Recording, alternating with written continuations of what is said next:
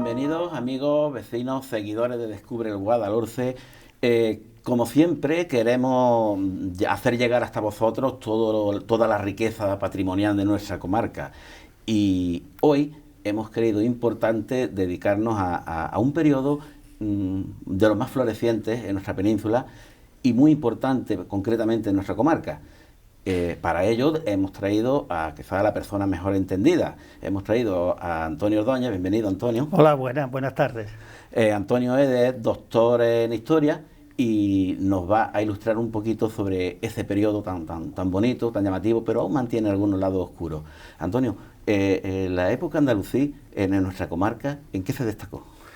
Bueno, se destacó, pienso que uno de los factores fundamentales era la agricultura y de irrigación, que era la fuente principal económica de estas pequeñas alquerías o de medinas como Coín, Cártama, Málaga, si nos vamos ya a la Medina capital.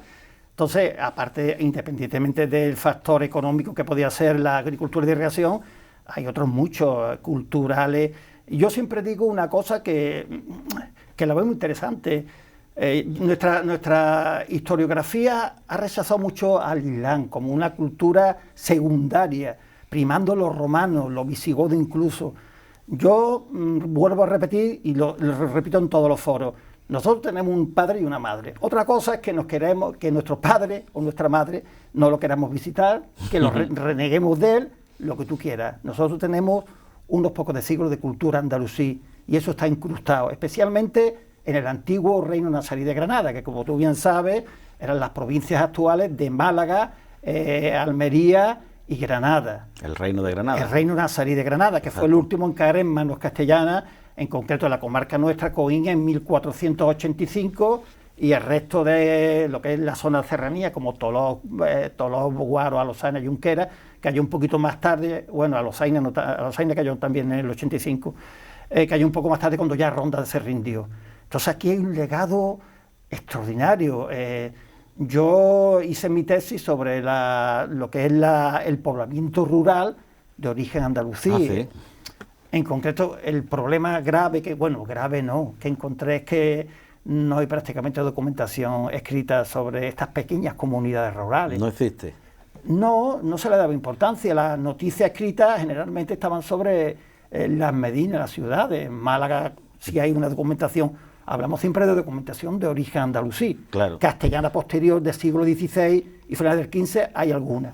Pero estas comunidades rurales estaban como olvidadas, que documentalmente no existían. Entonces, ¿cómo investigas tú esas alquerías, esas pequeñas caseríos? Bueno, primero con una formación muy específica y larga, basándome en buena parte en lo que se denomina la arqueología extensiva o arqueología del paisaje.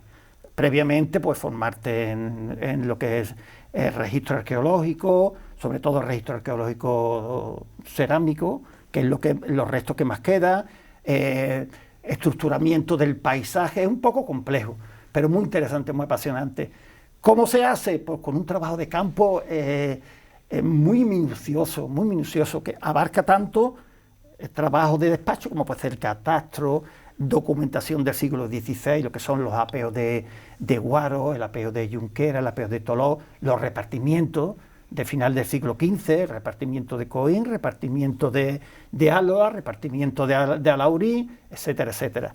Una vez recopilada una información mínima, te tiras al campo y empiezas muchas veces a andar sin saber por dónde estás, sin saber lo que estás buscando. Lo que estás buscando sí, pero sin saber dónde se puede hallar.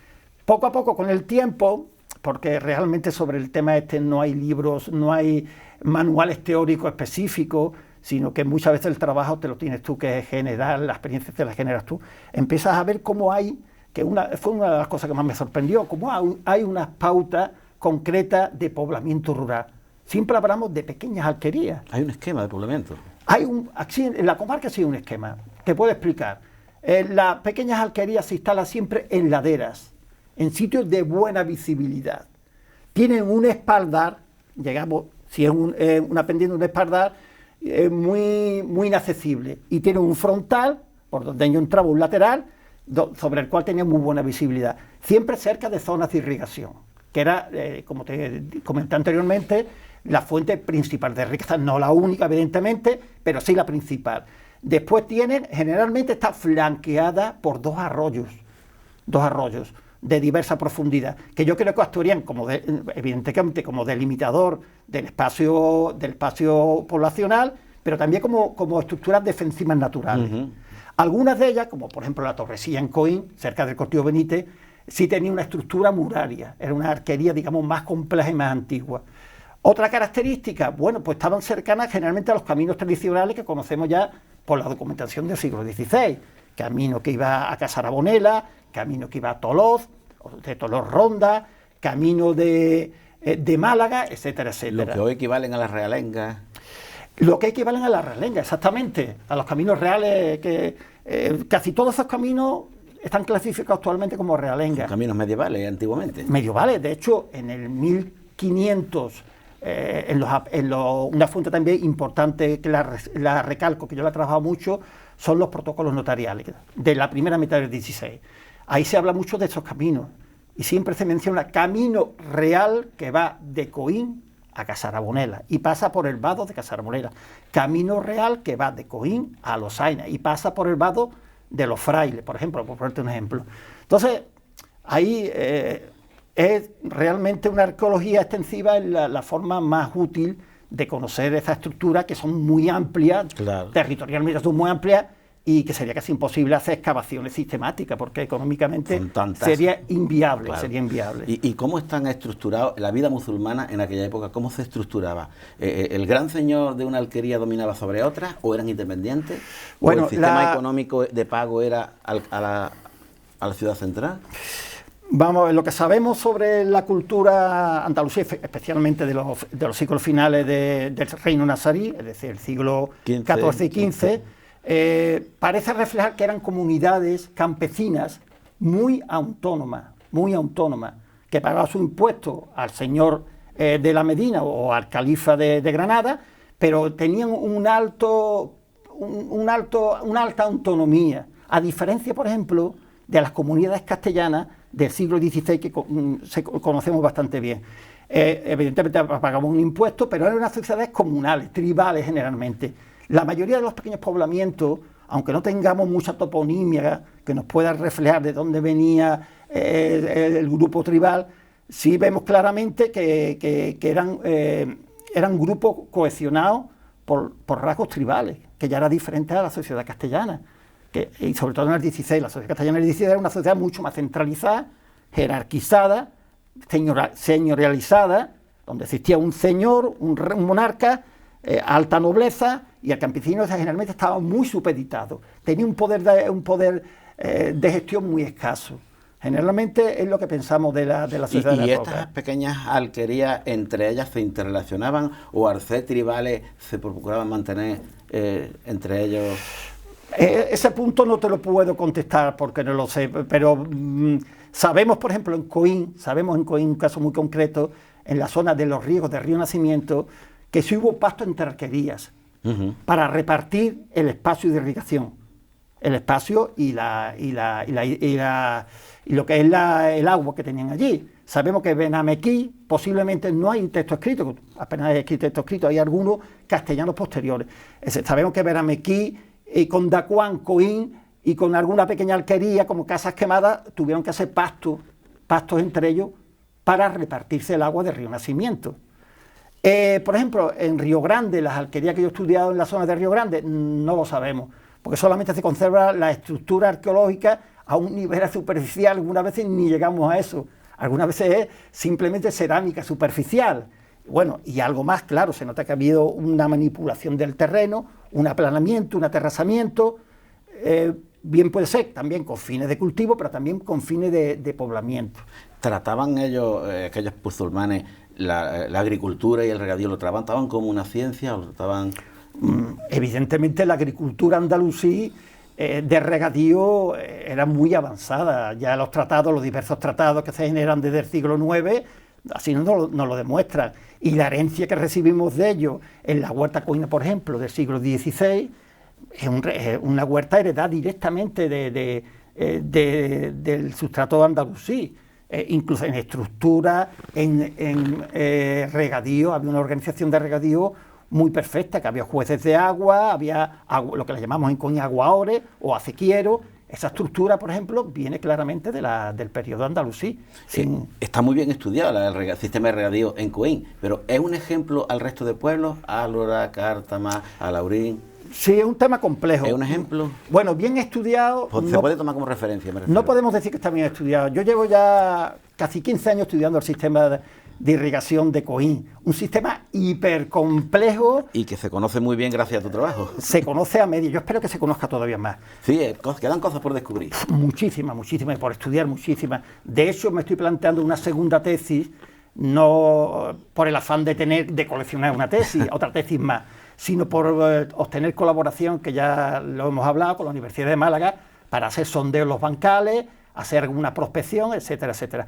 Coín, cuando cae en manos de los Reyes Católicos, según López de Coca Castañer, profesor de la Universidad de Málaga, ya creo que está jubilado, dice que había 400, si no me equivoco, 428 fanegas de tierra y de irrigación. 428 fanegas. Teniendo en cuenta... Muy por encima de lo que era Cártama, que tenía muy pocas fanegas, ahora tendrá muchas, pero en aquel tiempo no tenía. Sí, sí. Muy por encima de Alhaurín el Grande, pueblo que está colindante, por encima de Toloz y por encima también, por ejemplo, de Cazarabolera, que se acercaba un poquito más. Es una riqueza agrícola extraordinaria. Tanta tierra en cultivo, con ese nacimiento de Coín en pleno efervescencia. Pues de verdad, a mí me gustaría retroceder 500 años y estar, aunque sea una noche, dando vueltas por la zona. Como estuvo Abinderraez. Y esas alquerías, con esa riqueza y esa independencia, independientes entre ellas, ¿tenían algún tipo de sometimiento o deber con las poblaciones como Coín, como Cártama? Es decir, ¿las alquerías de Coín se sometían a Coín? ¿Las alquerías de Cártama se sometían a Cártama? Sí, había distritos. Distritos. Ya tenemos constancia en el siglo 1200, no me acuerdo bien, 1230, de que el rey de Granada, el emir de Granada, emite una especie de bando, por decirlo así, que se nombra un jefe militar en Coín. Este jefe militar tiene potestad. Ten en cuenta que la frontera ya en el siglo XV estaba por Ardales, Álora, tú sabes que cayó unos años, al año anterior, antes de conquistar Coín, la frontera estaba cerca. Entonces nombra... aunque en el siglo XIII estaba un poco más a distancia, pero prácticamente lo mismo, Ardales, Tebas y Antequera, de donde salían las grandes concentraciones de Wester para hacer las racias anuales y no anuales, porque las racias, conocemos las grandes racias, las pequeñas racias apenas las conocemos. En Coín conocemos una que ahora te explicaré. Entonces Coín era la cabeza del distrito militar y tenía potestad militar sobre Álora, Cártama, Alhaurín, que era una pequeña alquería en aquel tiempo, y las pequeñas alquerías como podían ser Monda, Guardo, etcétera, etcétera. Entonces formaban un distrito militar y creemos que un distrito comercial también, mercantil, económico, donde la Medina era el centro, Coín en este caso, era el centro receptor de todas las producciones de las pequeñas alquerías circundantes, y bueno, pues de allí era un punto de redistribución hacia Málaga, hacia la Ronda, Entonces Coín era la cabeza de la comarca en todos los sentidos, militar, primero militarmente y económicamente, por supuesto. ¿Y qué importancia tenía, pues, por ejemplo, Palmete, que es la actual Cazapalmas, que sabemos que había una alquería allí importante? ¿Has tenido información y datos? Tengo muy poca, tengo información del siglo XVI, porque no entro en la zona objeto de mi estudio, ya que respeté a Paco Merero con Cártama. Su trabajo. Exactamente, no me quise meter en el terreno que realmente correspondía con el Valle del Río Grande, porque está un poco antes del Guasón. Pero no me metí con Cazapalmas. Tengo información de ella del siglo XVI, del arrendamiento de tierras, pero de época andalusí, como con la cuenca del Río Grande, con lo que ya tengo suficiente para trabajar hasta que me jubile, hasta que me muera incluso, pues entonces no me quiero meter en otros territorios ya que me iban a desbordar totalmente. ¿Y cómo interpretaron estos agricultores que vivían tranquilamente y plácidamente sus alquerías? ¿Cómo interpretaban, cómo veían ellos la llegada de los castellanos poco a poco, una racia? Lo veían como un trauma. No era una población militarizada, era una población campesina que tomaba las armas ocasionalmente, pero fue un tramo tremendo para ellos. De hecho, que pensamos, como recojo en mi tesis, que ya en el siglo final del XIV y principios del XV, esas áreas, esas pequeñas alquerías que estaban relativamente cerca de Coín, se repliegan la población y se acerca a la Medina. Ah, sí. ¿Por qué? Porque era una zona donde había suficientes recursos humanos y la estructura militar para hacer una defensa, digamos, medianamente eficaz. Evidentemente, una pequeña alquería que no está murada o que tiene su torre alquería, eso era un blanco facilísimo para los castellanos. Como tú bien sabes, los castellanos lo que pretendían era coger botín y destrozar todo lo correspondiente al reino nazarí para debilitarlo. Acabar con todos los recursos musulmanes. Exactamente. Entonces, pensamos que en el siglo XV hay algunas arquerías que están activas, como Benamaquí, como Pereila. Pereila tiene una anécdota muy bonita que recojo en una de mis publicaciones, en la España medieval. Hay un artículo, el primer artículo sobre Pereila. Tenemos una documentación muy concreta que la recogimos en el Archivo Catedralicio de Málaga, en que se recoge una pequeña razzia. Como un jefe militar castellano entra de noche, lo recoge un musulmán que allí, entra de noche, asalta la alquería y la población que puede huye a Dacuán. Es decir, que Dacuán todavía no había sido tomada. Pernía, el noble lo nombra como Pernía. Pernía con los castellanos, entran por la noche en Pereila y nosotros no lo especifica de esta manera, y huimos a Dacuán. Entonces había micro racias que no están recogidas en la documentación. Cualquier noble que tuviera unos hombres a sus mandos y tuviera ansias de botín, claro, hacía una racia. Es que en la frontera ahí había una fauna que vivía del botín. Sí, rapiña. De la rapiña totalmente, vaya. Como cualquier guerra, siempre rapiñero. No rapiña solamente de ganado, sino rapiña humana. La población se cogía y se vendía como esclava. ¿Musulmanes de aquí, de nuestra comarca, se vendían como esclavos en Castilla? Sí, por supuesto, se vendían como esclavos. ¿Hay documentos sobre eso? Sí, hay documentación. Y musulmanes de aquí, de la zona, que caen en la racia, en diversas queridas, se venden en Castilla también. Y castellanos, como tú has dicho, servían aquí. Por ejemplo, yo no sé si conoces tú el tema del aguador de Ronda, que todavía había por ahí un refrán que decía en la zona de Jerez: así te mueras sacando agua, sacando saques de Ronda. Cogían a los cautivos castellanos, lo hacían bajar hasta el río con los saques de agua y lo hacían subir. Claro, era un trabajo que usted puede imaginar. Ese refrán todavía, hasta hace 20 o 30 años, existía en la memoria colectiva en la zona de Jerez. Tú sabes que la zona de Jerez fue una zona fronteriza que fue muy activa en la guerra contra Granada, fue bastante activa. Empiezan a llegar los castellanos y, claro, los musulmanes se repliegan a los sitios donde se sienten más fuertes. Evidentemente. La leyenda de Benamaquí, que fue totalmente mandada a destruir por Fernando el Católico, ¿es cierta? Sí, bueno, hay fuentes documentales, castellanas evidentemente, que recogen cercan la ciudad, primero Benamaquí era una alquería importante que estaba a unos 1,5 kilómetros, 2 kilómetros de Coín, por encima, lo que es la meseta actual de lo que llamamos el Partido de los Llanos. Había una ciudad amurallada, vuelvo a repetir, una alquería de una cierta importancia, amurallada con 2 recintos, primero el recinto exterior y después otro recinto interior a modo de pequeña alcazaba. Los castellanos, cuando cercan Coín y Cártama, un potente ejército castellano al mando de los reyes católicos, una de las ciudades que necesita, una de las arquerías que necesitan conquistar, porque se puede quedar a retaguardia, es Benamaquí. Bueno, ahí ya pues entramos en diversas especulaciones. Los textos castellanos, los diversos cronistas castellanos, en concreto 3, comentan que la población fue para cuchillo.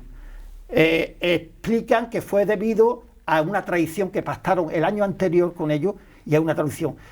Yo creo que una historiografía seria no nos creemos eso. No nos creemos que fuera eso. Eso fue una excusa que plantearon ellos para no declarar que fue una matanza consciente, una matanza ejemplarizante. Exacto. Los castellanos entran aquí a la comarca y utilicemos un término coloquial, se sienten acojonados.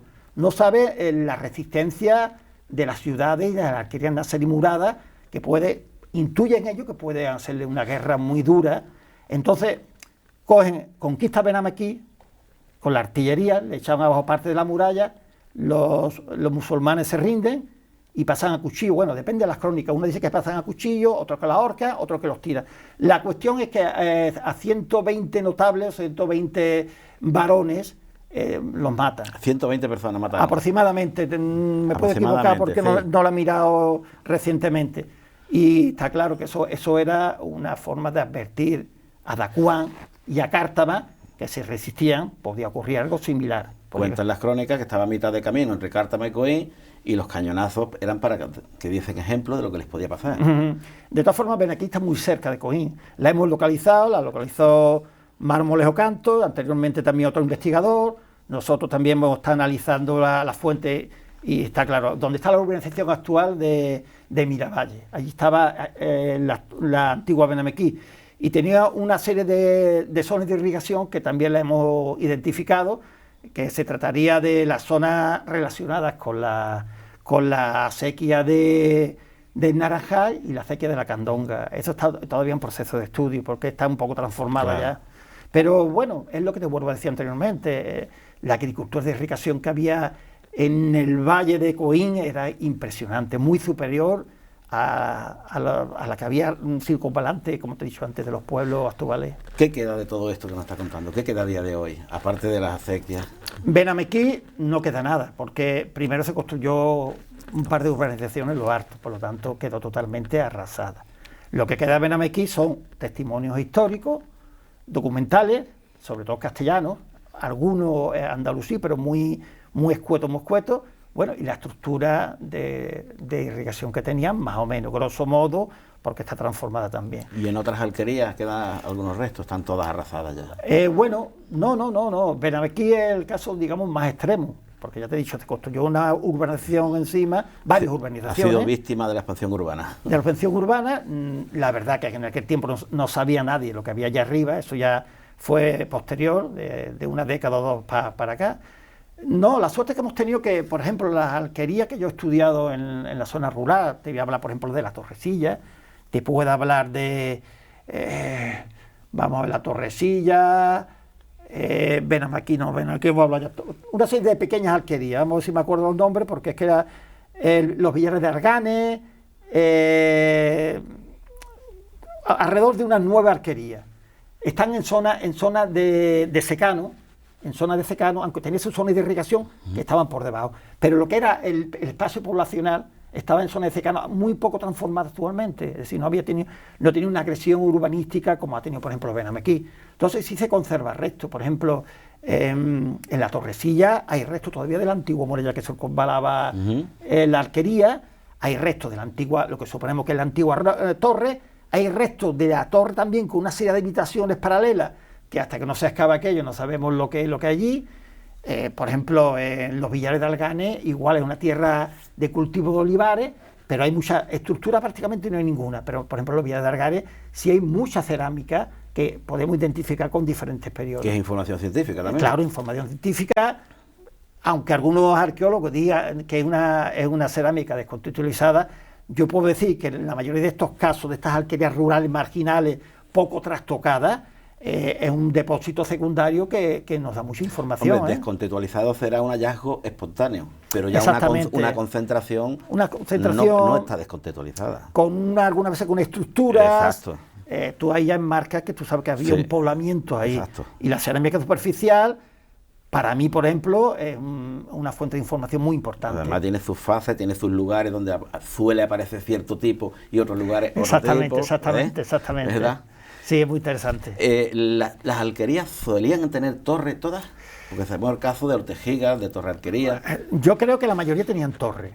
El caso excepcional, que vuelvo a repetirte, de la Torrecilla, ya te dice el topónimo. El topónimo de la Torrecilla es una torre. Esa es la que te he dicho que está teniendo un sistema muralla también. Después, por ejemplo, tenemos algunas alquerías, una de ellas muy interesante, que se llama Murta, que un servidor la descubrió para la arqueología, que está en términos de Tolor, en una zona muy elevada. Sí. Esa alquería también tiene restos de lo que podía haber sido una torre alquería. Y esa alquería es muy interesante porque la información que tenemos, documental ninguna, evidentemente, la información que tenemos sobre ella, arqueológica, es que se trataba de un poblado ganadero, donde hubo un arrasamiento de todas las viviendas. Y observamos montículos de mampuestos en el terreno perfectamente ordenados, es decir, que guardan un orden. Un orden, exactamente. Con el que llegas a la conclusión. De que en un momento dado, no sabemos si es el califato, cuando la rebelión de Omar Ben Hassún arrasó este tipo de alquería en altura, no lo sabemos, es especular, pero hubo un arrasamiento intencional y había una organización perfecta del espacio. Es decir, que interpretamos que eran viviendas. Sería interesante hacer una investigación más profunda ahí. Sería muy interesante. Algo similar ocurre en la Alfaguara en Toledo. Es una alquería más baja. Aparecen los mismos montículos y unas tejas muy peculiares que ahora recientemente va a salir un artículo sobre ellas. Vemos unas tejas muy toscas que lo relacionamos siempre con este tipo de yacimiento, con yacimientos posiblemente alto medievales. Cuando usted está hablando de Torrecilla, de Benamaquit, siempre lo relacionamos con el periodo bajo medieval. No te digo que tuviera una periodización anterior, pero las que te digo de montañas, 2 o 3 en concreto, ya te he dicho, Murta, la Alfaguara y algunas más, son arquerías que las relacionamos con una periodización relacionada con el alto medievo, con la época emiral, como mucho califal. Pues bueno, hay un común denominador. En todas estas alquerías aparece un tipo de teja muy tosca con unas grafías hechas con los dedos. Aparecen unas que son ondulaciones, otras zigzag, otras lo que es la huella digital con un dedo y otras una especie de estampillado. Investigando, relacionando con otros investigadores a nivel nacional, parece que ese tipo de teja tenía un origen visigodo o tardovisigodo. Todavía estamos investigando. Entonces, esa teja puede ser muy importante a la hora de fósil guía, de resto arqueológico que nos sirva de fósil guía. Punto de referencia. Exactamente. Entonces, como tú ves, esto es un mundo apasionante que no tiene final. No tiene final, vaya. ¿Qué nos queda? Porque sabemos que Coín aún guarda su estructura de fortaleza oculto en ese casco antiguo. ¿Qué nos queda? ¿Qué podemos ver en Coín todavía de esas épocas? Bueno, podemos ver lo que es el casco antiguo y dentro del casco antiguo el circuito del antiguo el casco antiguo, digamos, dentro del casco antiguo de origen nazarí, que fue muy extenso, porque es muy extenso todavía, porque Dacuán fue, como te vuelvo a repetir, una medina ya. Entonces tiene un casco antiguo que es, para mi punto de vista, una maravilla, degradándose por día. Sí, se está degradando. En los tiempos que vivimos, claro. ¿No se cuida eso? No se cuida. Nosotros ya hemos tenido contacto con diversas corporaciones y pensamos que sería imprescindible hacer un catálogo previo a cualquier tipo de actuación, un catálogo con todos los bienes etnográficos. Ahí incluiríamos todo lo que son casco antiguo, zonas de acequia, zonas de terraza, etcétera, etcétera. Y una vez hecho ese catálogo, tomar medidas de protección. Hombre, por supuesto. Vamos a ver, Coín, para mi punto de vista, urge una protección del casco antiguo, por lo menos del casco antiguo, empezando por ahí, tanto arquitectónica como arqueológica. Claro. Es que es imprescindible, o si no, ya tenemos referencias de destrucción de patrimonio en el casco antiguo. Sí, está destruido patrimonio. De gran valor, se construye, no hay ningún tipo de protección. No hay control sobre las nuevas obras. No puede haberlo, porque no hay una normativa que lo obligue. Es decir, el dueño puede echar abajo una casa sin que nadie... y destruir un trozo de muralla medieval. Y nadie le puede decir nada. Bueno, cultura a lo mejor, si se entera puede ponerme, pero sabemos, por ejemplo, que es un poco especular, pero yo estoy convencido de que no es así. La segunda mezquita que teníamos, como era Coín, una ciudad relativamente importante, tenía 2 mezquitas. La mezquita de Aljama, que está en la actual, los restos están seguramente bajo tierra, en la actual iglesia de Santa María, y otra segunda mezquita que estaba por el Caus, por la zona de Río de los Molinos, de la calle de los Molinos, y que sabemos que se hizo una construcción y se derribaron unos arcos polibulados. Ese tipo de arcos polibulados siempre lo relacionamos con edificios digamos, nobles. Noble, exacto. No sabemos si fueron los baños de rey o la mezquita. Palacios, mezquitas, Y bueno, ya sabemos que por diferentes construcciones que se ha ahondado en el terreno, y yo he estado supervisando un poco ahí a escondidas, que hay unos niveles nazarí impresionantes. Pues los tiempos que vivimos, con la cultura que tenemos en nuestra sociedad, no cuidar el patrimonio es delictivo. A mí me sangra mucho este tema, porque quizás yo tengo un grado de concienciación elevado, porque si no, no estaría metido aquí. Me sangra mucho este tema porque creo que todavía se puede recuperar muchas cosas, pero prima, como te digo, una protección por lo menos arquitectónica y arqueológica de lo que es el actual casco de Coín. Y yo iría mucho más allá. El tema del patrimonio hidráulico de Coín es impresionante. Estamos haciendo ruta el próximo 17, mediante el ayuntamiento, organizamos varias rutas guiadas y... El 17 de noviembre. 17 de noviembre, pero también advierto que todas las plazas están ya cubiertas. Ya habéis llenado. Pero al segundo día se llenó. Es una ruta que tiene mucha aceptación, pues, la gente quiere conocer. ¿Y qué se ve en esa ruta? Bueno, es una ruta interpretativa. Vamos por zonas de lo que es la antigua huerta coína, que a sus huertas viejas, la zona de Benamequí, la huerta de Benamequí. Vamos por el trazado de una sequía, que es la sequía del Naranjal, que tenemos constancia documental de que era de origen andalusí. Ya existía en el siglo XIV. Por lo menos en el siglo XIV-XV. Pensamos que mucho más atrás, seguro, que esa era una de las sequías de Benamequí. Benamequí la relacionamos posiblemente con el siglo IX, decimos con mucho. Pero bueno, no tenemos datos ni arqueológicos ni documentales, pero sí podemos constatar casi con toda seguridad, por no decir con toda seguridad, que tiene un origen andalusí. Entonces lo llevamos por la vereda de servidumbre de la sequía, le vamos explicando mediante textos, hacemos paradas periódicas. Yo tengo textos del siglo XVI castellano, donde se habla de la huerta, se habla de determinados puntos, hacemos una parada y se especifica tanto el documento original, transcrito evidentemente, y una visión del paisaje, geología, abarcamos un campo muy amplio. El visitante conoce el documento del siglo XIV, 16 en este caso, principio del 16, in situ, en el lugar mismo al que se refiere, exactamente, sabiendo que está delante de una sequía con 600, 700 años. O más, pero bueno, no lo sabemos tampoco. O más. Entonces lo que se intenta al visitante es que no se trata simplemente de una excursión. No, por supuesto que no. Es mucho más, es mucho muchísimo más. Es un acercamiento a nuestra cultura ancestral. Ten en cuenta que Coín hasta hace 60 años vivía del campo, sobre todo de la huerta.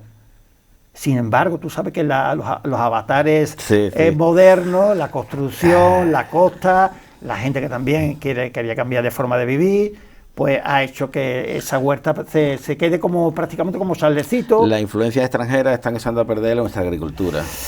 Yo pienso que nuestra agricultura no se tiene que haber descuidado. Aunque sean minifundios, no se tienen que haber descuidado. Yo, de hecho, tengo mi huerta, que están huertas nuevas, y mi huerta la tengo impecable porque amo la cultura. Pero vivimos en una sociedad muy cómoda, que llegamos al supermercado, llega todo envasado, todo perfecto. La fruta que tú coges en tu huerta no está perfecta porque no está tratada químicamente. No está tratada químicamente. Una fruta que tú compras en el supermercado está perfecta porque está tratada químicamente, y ese concepto, coge el ecológico, es que es más caro, pero te merece la pena porque, en fin, son detalles. Por ejemplo, en Coín se está haciendo cosillas en ese aspecto. Por ejemplo, hay un mercado de productos locales que está muy bien, porque bueno, la mayoría de esos productos tienen fertilizantes y pesticidas, pero bueno, ya es un producto muy fresco y generalmente de alta calidad. Lo conocemos, generalmente de alta calidad. Lo venden los propios productores. Exactamente, lo mismo. Garantizan que no llevan pesticidas. Algunos llevan, otros no. Depende. Hay de todo. Y cuando yo vaya por Coín, o cuando nuestros oyentes vayan a visitar Coín, ¿qué les recomiendas que se deben fijar? Primero, el casco antiguo. Subir al casco antiguo. Andar por el casco antiguo. Entramos. ¿Por qué calle entramos? Podemos entrar por la calle, no, por la iglesia de Santa María, la parzuela de Santa María. Por ahí podemos entrar. Esa era una de las puertas de la antigua Medina, que está en las 4 esquinas. La puerta de la Medina. Una de las puertas, no la única, ni la más importante, pero es una de ellas. Podemos, pues bueno, callejear por la zona de Santa María, que era la mezquita mayor. A partir de ahí estamos en terreno musulmán. Ya estamos en terreno musulmán. Ya estamos en la antigua Medina. Además, el visitante podrá observar perfectamente, como se puede observar en otros muchos municipios de Andalucía, el entramado de callejuelas, de adarve, algunos de ellos sin salida, calles estrechas, plazas pequeñitas, entonces tiene bastante encanto. Evidentemente no hay una monumentalidad de origen andalusí, porque ha desaparecido. Pero sí está la iglesia, por ejemplo, la iglesia de Santa María, que era la antigua, te vuelvo a repetir, la antigua mezquita Aljama, está la Paseo de la Luna, que tiene mucho encanto, está la zona del Cau, está el entramado de Callejuela, y también recomendaría mucho, de forma también muy especial, lo que es la zona de Huertas. Evidente, la zona de Huertas no es tan fácil de visitar si no lleva una persona que te guíe, claro, porque es más compleja, hay muchos carriles, las huertas muchos de los caminos tradicionales están cortados ya. Por eso queremos poner una iniciativa permanente de visitas periódicas, a lo mejor quizá una vez al mes. ¿Los caminos son libres? O sea, yo puedo ir y decir, voy a visitar las huertas y entrar por un camino sin que nadie me impida el paso. Vamos, hay caminos que sí son libres, que tú no te pueden... Como una ruta, como hay una ruta senderista. Las cañadas reales. Sin embargo, lo que son las veredas que están junto a la acequia pertenece a los regantes, son de uso restringido. Generalmente a nosotros nos dejan pasar, no hay problema, hablamos con la comunidad de regantes, a la que yo pertenezco también, y hacemos una visita guiada con un grupo, con varios guías, para que la gente no descontrole, advertimos que por favor no se coja la fruta, etcétera, etcétera. Claro. Pero yo la normativa no la manejo muy bien, pero creo que cuando estuve hablando con la comunidad de regantes hace unos años, que las veredas de la acequia son de uso público, de uso de los regantes, restringido de los regantes. Entonces yo ya... Bueno, al margen del respeto que tenemos que tener en el campo siempre que vayamos, ¿no? Podríamos hacer, no sé, algún tipo, ¿tú crees que sería viable hacer algún tipo de folleto de rutas senderistas? Por supuesto. Informara al paseante, por aquí puede usted entrar, por aquí no, por aquí puede usted ver tal. Incluso hay sectores que no hace falta meterte por esos lugares, digamos, de la comunidad de regantes, que generalmente los regantes no ponen pegas, generalmente, pero hay carriles que son cañadas reales y carriles públicos que tú puedes entrar y se puede hacer rutas diversas, observando todos los partidos rurales, zonas de acequia, etcétera, etcétera. Eso está por hacer, evidentemente. Eso es una de las cosas que queremos abordar con la corporación local para intentar, sin molestar a los regantes, intentar realizar una serie de rutas, trazar una serie de rutas que sean atractivas para el público, especialmente en los meses de riego, que todavía se sigue regando por inundación. Bonita la sequía llena de agua.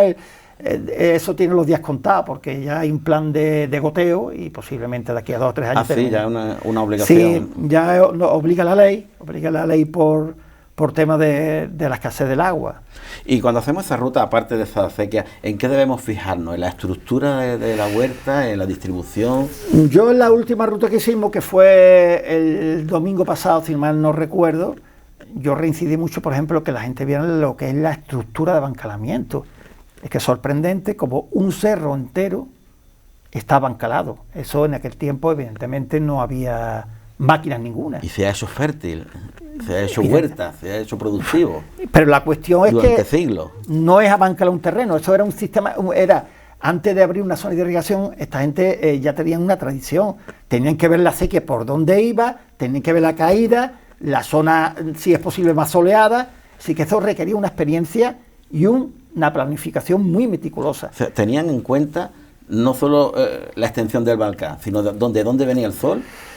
Si era posible, sí. El recorrido que iba a hacer la acequia para llegar fundamental. A todas partes. Tú no te puedes poner a bancalar una zona y luego ya meter el agua. Con un trabajo descomunal por parte de una comunidad que duraría siglos, no es un trabajo de hacer de hoy para mañana, sería diversas fases de construcción. Evidentemente no iba a ser todo el conjunto de un golpe, sino que sería a lo mejor en 300 o 400 años, pero era imprescindible planificarlo, porque es un trabajo muy meticuloso, muy duro y de grandes proporciones. Entonces ellos planificaban por dónde iba la acequia, si era posible la colocaban en cara sureste. ¿Por qué? Porque la mayoría de las especies que ellos trajeron de la zona árabe de Yemen, Siria, eran especies heliófilas, que les gusta mucho el sol, la berenjena, por ejemplo, tenemos por ejemplo el pepino, tenemos el algodón, que no se cultiva en Coín, una serie de plantas que ellos trajeron. Evidentemente. Sí. Eso te quería yo preguntar. ¿A esta cultura qué planta le debemos? ¿Qué fruta que hoy comemos? Le debemos, eso era ya un debate solamente con el tema ese. Porque además hacían sus propios experimentos de injertos, cruces. Sí. Vamos a ver, la huerta de Coín del siglo XIV y XV arbolea la que había fundamentalmente por algunos textos del siglo XVI, que creemos que, claro, en tan corto periodo no tuvo mucha, no se pudo transformar en exceso. Había ciruelos, muchos ciruelos, higueras de regadío. Creemos que la higuera y el ciruelo era para hacerlo en pasas y después venderlo. Uvas también, que se hacían en pasas. Había nogales, había azufaifo, había membrillos. No había prácticamente naranjos, porque el naranjo comestible, como lo entendemos hoy día, no, parece ser que lo trajeron los portugueses casi a mediados del siglo XVI. Sí, aquí tenían los árabes y tenían naranjo, pero el naranjo agrio, del que sacaban diversos perfumes, el toranjo, creemos que el pomelo, el limón también lo tenían, evidentemente. El pomelo lo tenían. Creo que lo tenían también, el limón seguro, y el toranjo y el naranjo agrio. El naranjo agrio sacaban perfumería y hacía diversos temas de esencia, y creemos que también para algún tipo de comida. Porque comercializaban incluso la madera, clasificaban la madera según el árbol y tenía un precio por sus aromas y por sus propiedades. Pero te tienes que quedar que generalmente era una cultura hortelana autosuficiente. Sí, no era lo más común. Y diversificada. No, el monocultivo no se conocía prácticamente. Incluso la morera del siglo XVI se estableció como monocultivo. Era una forma de tener todo el año que comer. Claro. Generalmente había algunos productos que sí estaban dedicados a la venta, a la venta exterior, como podía ser la uva pasa, el higo pasa también, la ciruela también, la morera, que la vendían también en cargas, si ellos no eran productores directamente. Pero la mayoría de las huertas estaba orientada para un autoconsumo. Ser autosuficiente. Autosuficiente. También otra curiosidad que había, que yo he observado en muchos textos, es que, bueno, diversos cultivos que consideramos de secano los metían en regadío. Por ejemplo, en Coín, la zona de Valdeperales, es una zona de regadío que le llaman de vega. Generalmente la zona de vega no está arbolada. Hay una diferenciación clara en los textos castellanos de principios del XVI, que creemos que es una transmisión de origen andalusí, que se habla de huerta cuando es un terreno en que predomina el árbol, y de vega o de bancales o de tableros cuando prácticamente no había árboles y se utilizaban para la sembradura. Entonces, hemos observado, creemos que, por ejemplo, diversos cultivos que antes la cultura castellana la ha considerado básicamente de secano, ellos los regaban. La vid, por ejemplo. La regaban en Valdeperales. Yo tengo testimonio, un documento abundante del siglo XVI que te habla de vices y lindando por arriba con una sequía y lindando por abajo por otra sequía. El olivo también. No lo tenemos nunca como monocultivo, siempre como 4, 5, 6 olivos. Por ejemplo, también el trigo lo sembraban y lo regaban. ¿Por qué? Porque te garantizaba una cosecha. Claro. Si había una inclemencia meteorológica, hablamos de sequía, y las tierras generalmente de regadío son tierras dafológicamente mucho más evolucionadas y más ricas, y el trigo crecía de una forma. Si lo riega, te garantiza un producto que en secano no vas a tener. Que no vas a tener. Entonces ese concepto con la ocupación castellana empieza a cambiar un poco, vaya. No sabemos hasta qué punto, porque yo he estudiado sobre todo el siglo XV y XVI, y no el XVII y el XVIII. Pero el XVI es tuyo. ¿Y cuántos años llevas dedicándote a la investigación, Antonio? Mira, yo empecé con Juan Fernández. ¿Sabes quién es Juan Fernández? ¿Conozco Juan Fernández? Sí, empecé en el Llano de la Virgen en Coín. Sí, hombre, en el año 60. Yo tengo 59 años ahora mismo. Y yo empecé en el año 78, creo que empecé. Ya tenías ahí motivamiento, curiosidad, inquietud. Empecé, me llamaron como peón. Estuve 2 temporadas con ellos y me encantó. ¿Te entró el gusanillo ahí? Desde ahí me dejó enganchado. Después continué con ellos, con los billares de Argane, con algunas excavaciones. Ya en estas excavaciones iba como voluntario, evidentemente. Entonces tuve una etapa de estancamiento de unos 12, 15 años, y ya decidí formarme para hacer una investigación mucho más profunda, imprescindible la formación, quien quiera profundizar, evidentemente. Entonces, bueno, pues a partir de 15, 20 años para acá, llevo con la investigación, digamos, intensiva.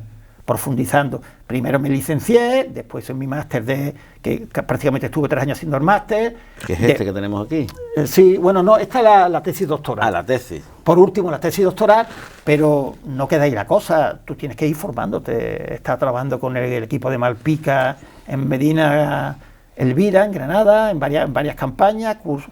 Es decir, una formación continua. La experiencia es básica, no todo está en los libros. Vocacional. Aquí no hay y muchas dinero publicaciones, ¿no, y muchas Antonio? horas de dedicación. Muchas publicaciones. Publicaciones también, evidentemente. ¿Y el proyecto que tienes ahora en mente? Voy a por él. ¿Cuál es? El proyecto es una segunda tesis, bueno, que yo quería hacerla de otra forma, pero al no estar en la universidad, me he tenido que buscar apoyo de la universidad. Entonces, tengo que estar dentro de la institución. Entonces, el año que viene me matriculo en la Universidad de Málaga, por el departamento de geografía en este caso, y vamos a hacer una tesis específica de los sistemas de irrigación de Río Grande, de la comarca de Río Grande. Es verdad que en mi tesis recojo diversos sistemas, pero no me atreví a profundizar más porque no me veía con la capacidad para abordar esos temas de una forma global y en profundidad. Entonces, esta tesis la vamos a basar más que en el poblamiento, en los sistemas de irrigación. Irremediablemente lo tenemos que relacionar con el poblamiento. Claro, con el hábitat. Con el hábitat, no nos queda más remedio. Entonces, bueno, ahí estamos con el proyecto, que queremos meterle prospecciones ya no arqueológicas, sino también físicas de los bancales, para ver cuándo se formaron los bancales, cómo fueron evolucionando. Y ahí es un proyecto muy interesante que me va a llevar unos pocos de años, seguramente, pero bueno. Y lo compaginas todo con dar a conocer tu huerta, lo compagino con todo, con mi trabajo, con mi mujer, con mi hijo, y evidentemente un trabajo divulgativo que yo creo que es fundamental. Evidentemente, como te comenté antes, la mayoría de mis publicaciones son unas publicaciones ya para iniciados, pero bueno, ya llegarán en su momento las publicaciones divulgativas. Y mi finalidad es dar una historia de calidad. Y colaborar siempre con el ayuntamiento y con todo el que te pida ayuda. Con todo el que pueda, con toda institución pública. Yo, mi ayuntamiento, lo primero, porque es lo que estoy estudiando más a fondo. Por eso ya hablé con ellos alguna vez que otra, y sobre todo también mencioné a mi amiga María José, una arquitecta aquí en Coín, muy comprometida con el patrimonio, que estamos haciendo ya trabajos conjuntos sobre patrimonio urbano de origen andalusí, porque ella en algunas casas pues ha observado estructuras de claro origen andalusí. Entonces estamos colaborando también. Bueno, hay un compendio, con todo el que podemos, estamos formando grupos, estamos intentando... Un pequeño hallazgo es una pieza de un puzzle muy grande que es la historia de tu pueblo. De mi pueblo y de la comarca. Y de la comarca. Yo intento, no me quiero quedar solamente en Coín, porque si no, claro, empequeñece mucho la investigación. Es que somos un común, todos los pueblos. Hombre, no me voy a toda Al-Ándalus porque sería imposible, pero me quiero ir a la comarca. Lo que es, para mí la comarca básicamente es el Valle de Río Grande, que es el que conozco desde que era un chavalito, lo conozco perfectamente, y eso la verdad es que me ha ayudado mucho a llevar la investigación para adelante. Y desde un punto de vista de esa experiencia y esos conocimientos, ¿qué echas de menos que haría falta en el aspecto para proteger nuestro patrimonio? Lo que te he dicho antes, primero una normativa legal, es fundamental. Que proteja todo. Que proteja, si no todo, buena parte de ese patrimonio. Vuelvo a repetirte que haría falta en Coín, para mí lo que urge ahora mismo es una protección del casco histórico, tanto arquitectónica como arqueológica. Así que un edificio no se puede echar abajo porque sí, y que tú no puedes construir sin hacer una prospección, un sondeo arqueológico que nos diga qué es lo que había allí. A veces no es necesaria una gran excavación, con unas catas y un pequeño reconocimiento. Exactamente, un sondeo, un pequeño reconocimiento. Un experto que vaya ahí. Exactamente. Yo es que claro, yo entiendo muchas veces que el particular y el ayuntamiento se asusta. Bueno, ahora un permiso de obra puede tardar 5 años porque van a hacer una excavación. No se trata de una gran excavación. Un sondeo de 3 o una cata de 3x3 o 4x3 sería suficiente. Eso 15 días, un mes como mucho. Pero hay mucho desconocimiento sobre ese proceso. Hay mucho prejuicio. Más que desconocimiento, prejuicio. Exacto. La gente hace unos juicios pensando que es que la casa se la van. Y no es así siempre. Tendría que ser ya un templo griego para que le quitara la casa. Sí, eso lo conoces tú también bien. Eso no suele ocurrir, de que le quite la casa a nadie. Que va. Eso es lo que intentamos que el público y nuestro ayuntamiento sepa. Y si sucediera, ojalá encontráramos un gran hallazgo, si sucediera, a nadie le van a quitar nada. su valor se le va a dar. Pero que no suele suceder, ojalá sucediera. Un Vamos gran a ver. hallazgo monumental. Yo creo que en Coín lo hay. Sí. Estoy convencido que lo hay. Mira, con mi tesis doctoral descubrí un texto, bueno, que lo traspasó López de Coca Castañer, me parece que en paz descanse, que murió hace unos años, en que como decía que en Coín, según la toponimia que él estuvo viendo, podía tener un antecedente mínimo visigodo. Y lo alegaba con una serie de datos toponímicos de Castrum, que él decía que Castrum era un topónimo de origen visigodo, no de origen andalusí. Yo ya ahí no me meto porque ese tema ya me desborda. Pues estamos pendientes de tus investigaciones, Antonio, estamos pendientes. Muchas gracias por habernos aclarado tantas cosas, por dejarnos con la mía, que nos deja con ganas de más, ¿eh? Cuando queráis. Bueno, yo sabía que tú eras un experto, que nos ibas a sorprender, y te hemos preparado en Fion Televisión un agradecimiento por haber asistido y habernos ilustrado tanto. Pues muchas gracias, porque se agradece mucho la divulgación, que te den oportunidades para divulgar una cosa que es de todo, un patrimonio común. Te damos el nombramiento, tú haces Guadalhorce, en agradecimiento a toda tu labor, a la que llevas haciendo y a la que vas a hacer. Sí, esperemos que muchos años más. Yo estoy en ello, vaya. Y ahora que nos están viendo todos, te esperamos más días aquí. Por supuesto, a vuestra entera disposición. Y a todos ustedes, muchas gracias por habernos atendido. Espero que os haya gustado tanto como nosotros. Nos vemos en el siguiente.